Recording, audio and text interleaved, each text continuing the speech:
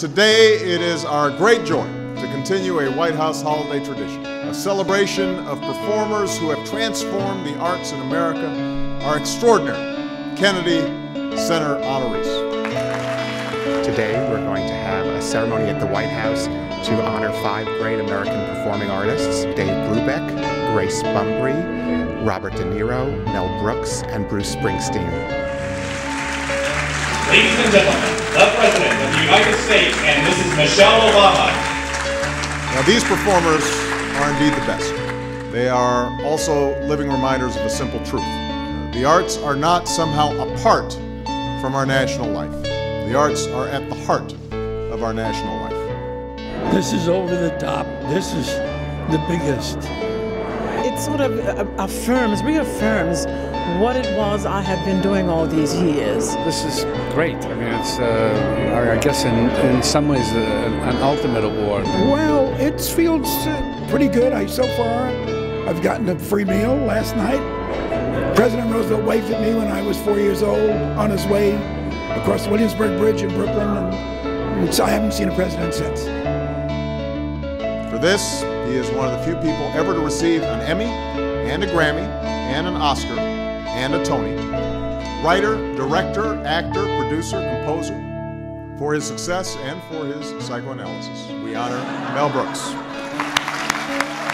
I don't know if he remembers it, but he was at Punahou School in Honolulu, and my sons and I were playing with the Honolulu Symphony, and Obama's father brought him, he must have been 10 or 11, to our concert. And I know personally how powerful his performances can be. In the few weeks that I spent with my father as a child, one of the things he did was to take me to my first jazz concert in Honolulu, Hawaii in 1971, and it was a Dave Brubeck concert. And I've been a jazz fan ever since. I was here with John Kennedy and with Reagan, Ronald Reagan, President Carter, Bush father, and now this is the crowning.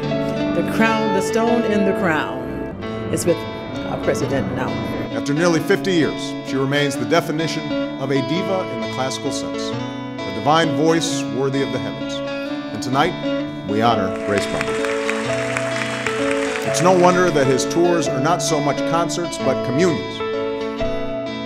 Bruce was a great friend over the last year, and when I watched him on the steps of the Lincoln Memorial, when he rocked the National Mall before my inauguration, I thought it captured, as well as anything, the spirit of what America should be about. On a day like that, and today I remember, I'm the president, but he's the boss.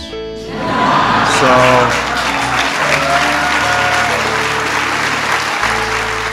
Cinema and American culture, film is very much a part of not only American culture, but world culture. It's a way of people connecting and seeing that other people in other parts of the world are no different than you are. They just have other ways of doing things maybe, but at the end of the day, the bottom line is people are the same, and I'm happy to be part of that. There is his legendary method, not simply portraying characters, but becoming them emotionally and physically. It's perhaps the great irony of his life.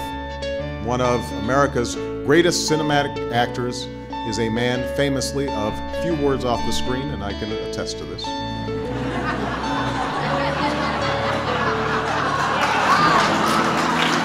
Dave Brubeck, Mel Brooks, Grace Bumbry, Robert De Niro, Bruce Springsteen. Their stories are their own, but the part that they play in the larger American story, that's what we honor here tonight.